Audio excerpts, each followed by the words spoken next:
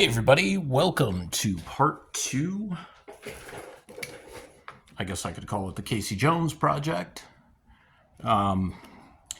Today, or on this video, I will be inking the Casey Jones piece. And I'm going to try to do it in a way that uses a couple of different techniques. Of course, I got my microns here. I was thinking I may use some hatching after I do colors. So you may just see a lot of external and just baseline work at this point. But then we'll do the finishes when we, do the colors. I've really come to enjoy doing these videos. They're kind of therapeutic in a way. My eyes feel really bad right now. Like they won't focus. So hopefully I don't mess this up too badly, right? So Casey Jones was the winner of the poll that I ran on Instagram on a story. Was it last week? Maybe it was at the beginning of this week. And the choices were Bebop, who I really wanted to draw, quite honestly. Like, I kind of have like some good concepts for Bebop. A Foot Soldier, Casey Jones, and I forget who else I put on there. I'm pretty sure I put on four options.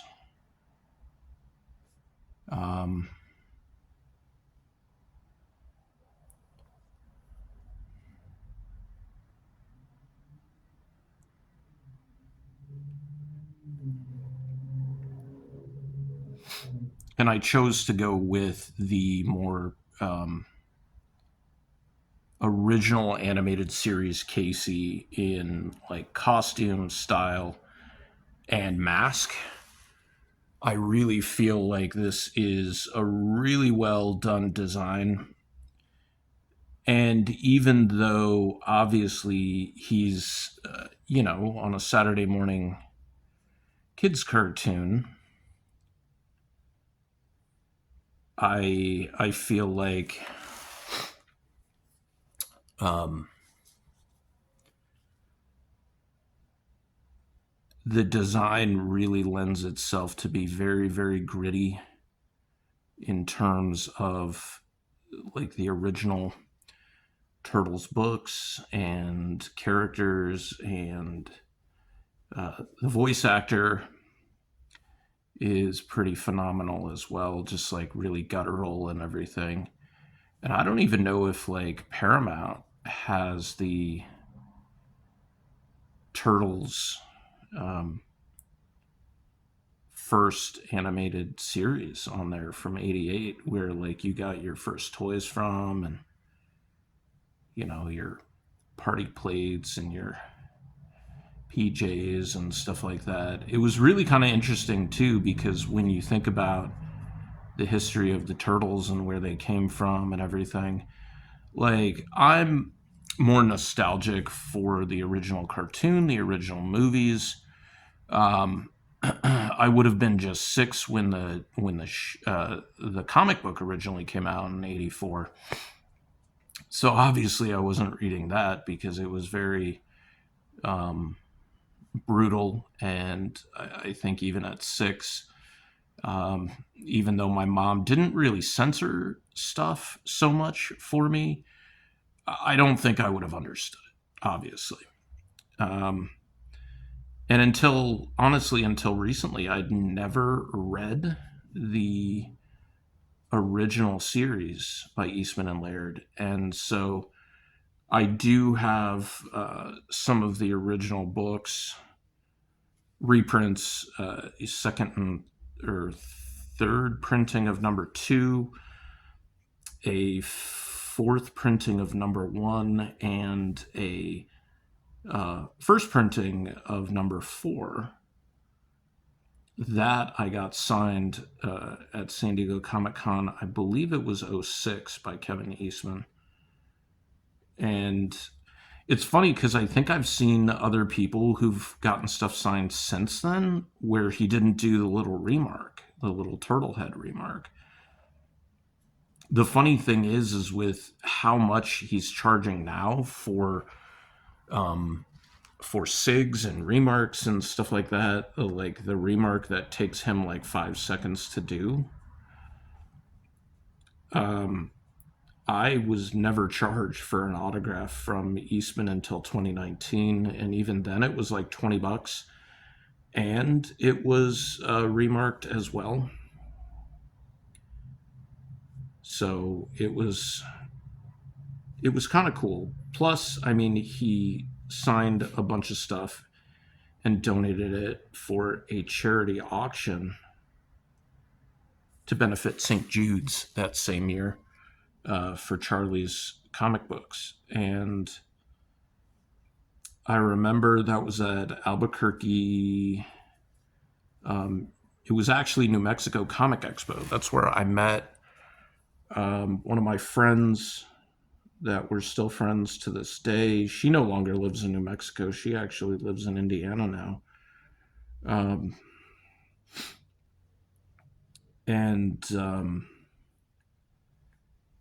It was just a super interesting convention because, like, had I known about, like, how things were going to go with art and stuff like that, buddy, you gotta breathe. You gotta breathe. You want me to open the back door? Give me a second, guys. I'm gonna open the back door for the dogs. Come on.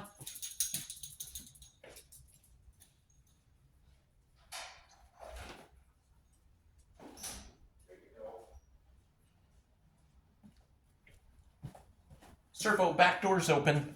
You can go outside. Just kind of a lazy Saturday here at the house.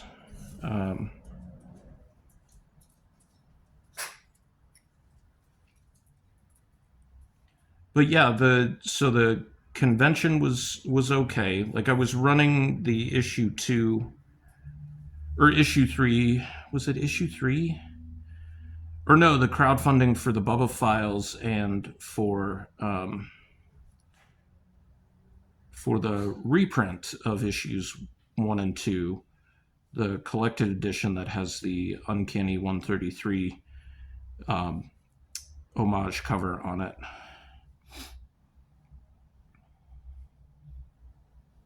So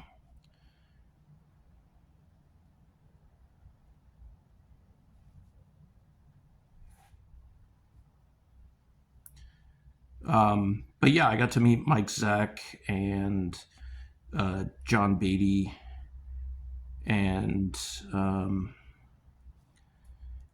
he was a writer for Jungle Action. I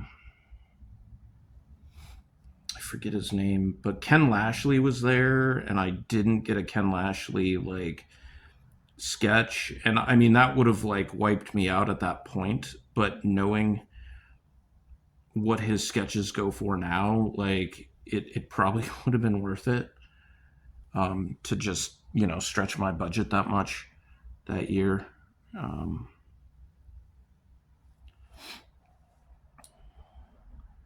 Originally I was gonna have the Casey, it was gonna be like a full hoodie, you know, with the sleeves cut off, of course, but I also didn't want to make him like super cut with like a mega 6-pack and everything, because I was thinking about this when drawing it and doing the first video, is that Casey Jones is probably one of those vigilantes who's, you know, he's not super skilled, right? Like, he doesn't really know martial arts.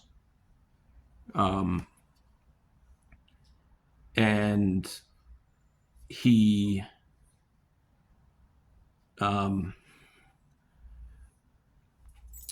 so he doesn't know martial arts, and he's just basically a brawler.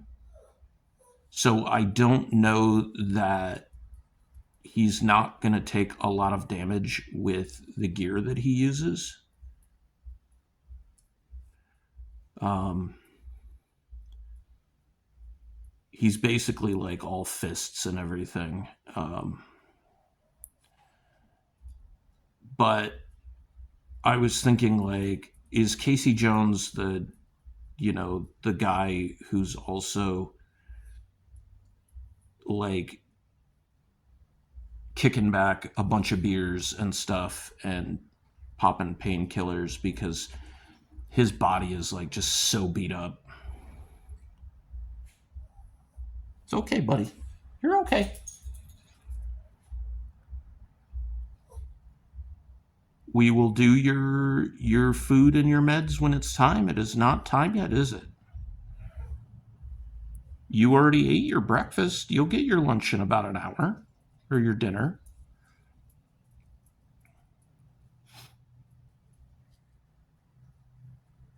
And as I mentioned, so I found a video editing software that will let me add voiceover or music, music of my choosing to my videos. So I've re-recorded the Punisher time lapse, which came out a few weeks ago. By the time you're watching this, and added an ADR to it, or voiceover, I guess I would say, and it it was pretty cool, pretty surreal experience. I feel like I tend to almost talk really slow while I'm doing the drawing, right? But I mean, that kind of makes sense. But when I'm doing the voiceover, I'm rewatching the video as it's happening, right? So I have to analyze, and it's almost like I'm drawing it again. Because when I'm re listening to the audio afterwards, it sounds so slow. Like I'm just droning on like I am right now. Like I'll hear when I, end up not recording this, but like uploading this and seeing it again. And I think that's just because I'm concentrating kind of heavily, but at the same time, like not really have a fluid plan of what I'm going to talk about, other than this is the Casey design I decided to go with, and this is why I decided to go with this design, and this is obviously the technique, and then, history on it.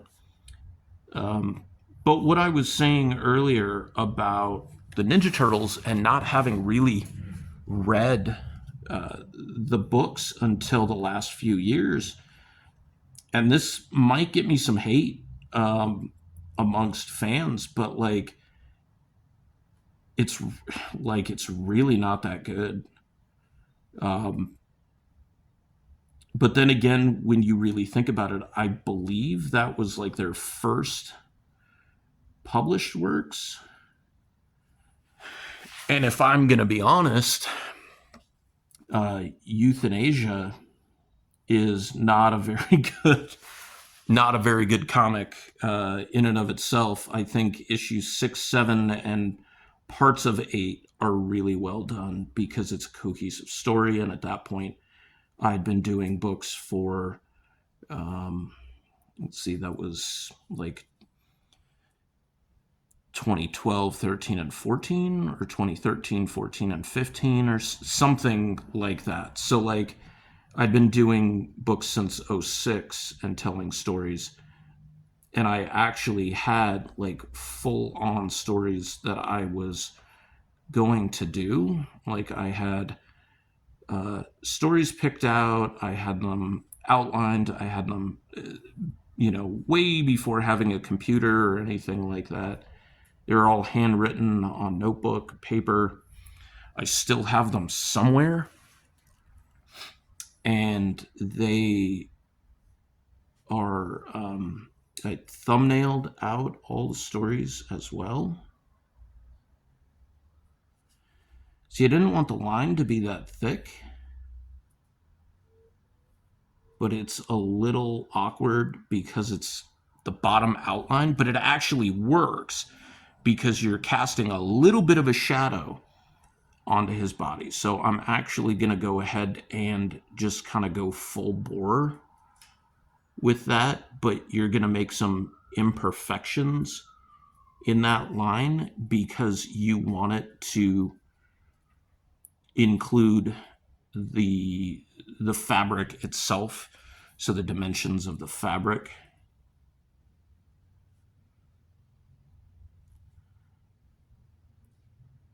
Yeah, I used a really loose graphite on this. Like, I'm getting a lot of rub off here.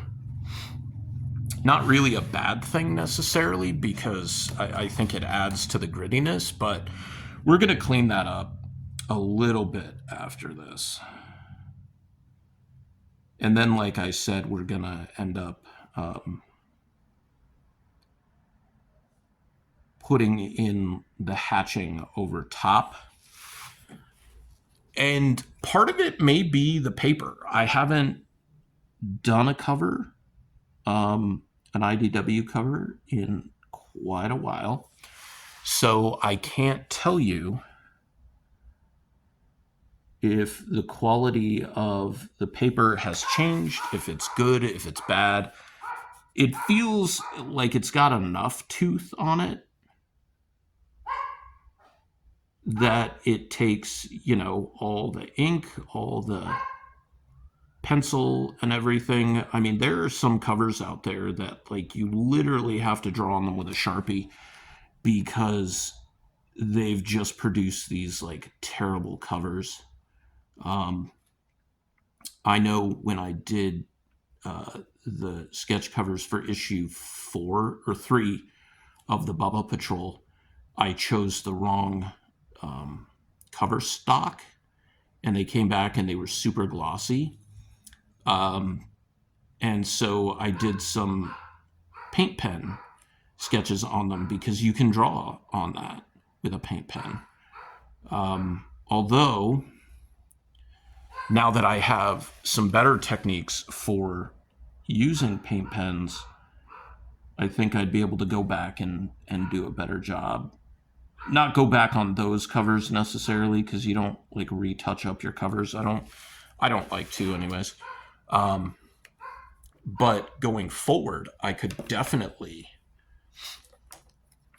do some of these, like, big deluxe, like, remarks, right? Because you'd have to use paint pens to be able to get good lines.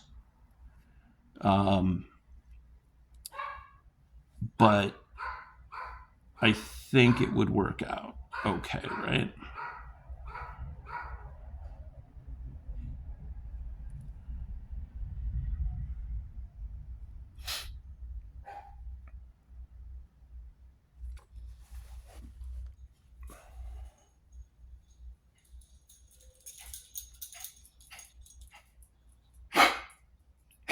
You gotta breathe, bud. You've gotta breathe.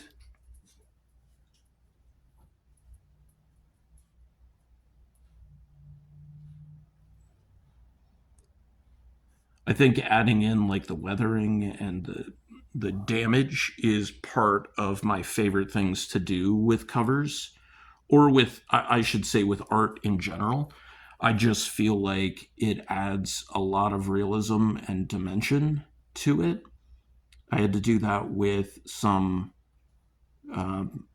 like sticker designs, because I had the street sign for the Welcome to Pleasant Falls, and it has, like, gunshots into it. It has like weathering and rust, and, like, where the paint, where the sticker on the sign has been worn away.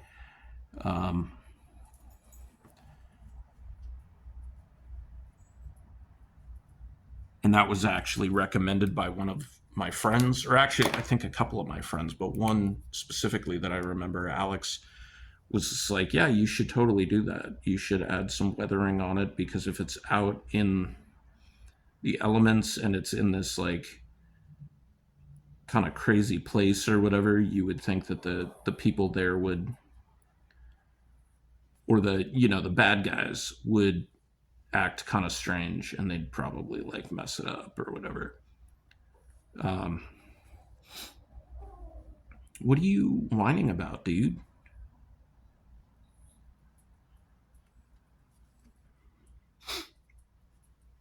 Okay.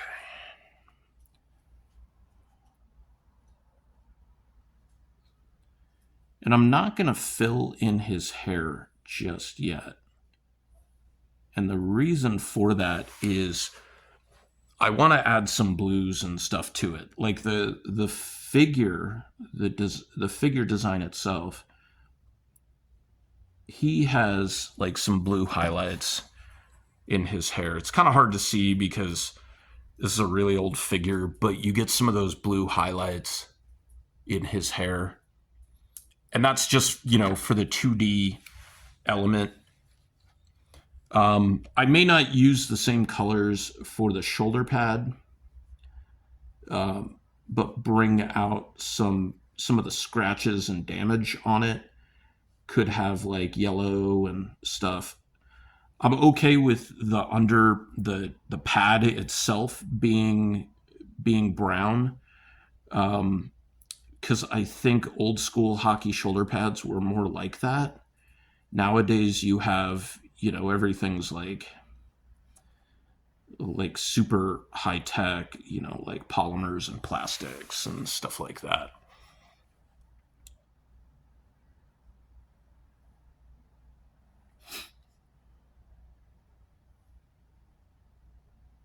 Okay. I think we are almost done with laying down the basic inks here.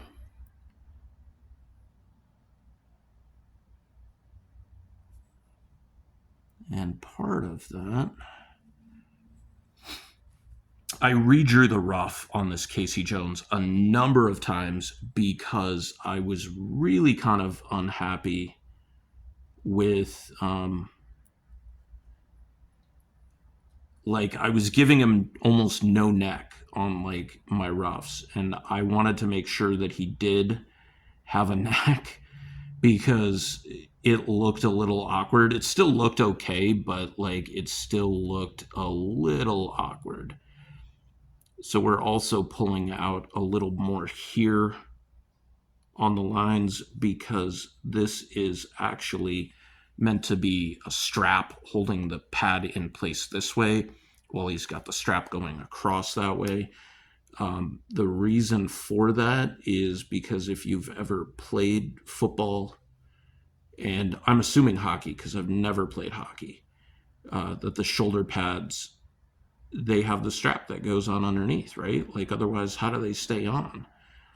A little like strap going that way isn't going to do much, but I mean, it also makes it look a little more design, or as the Major Brothers like to say, toyetic. There are certain elements that add to your designs that make potential figure designs and things like that a little bit cooler. So outside of popping a few more darks on this,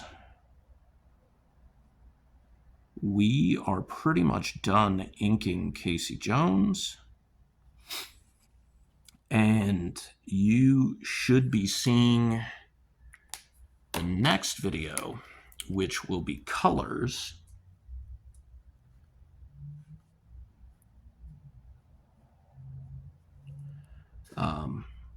later this week.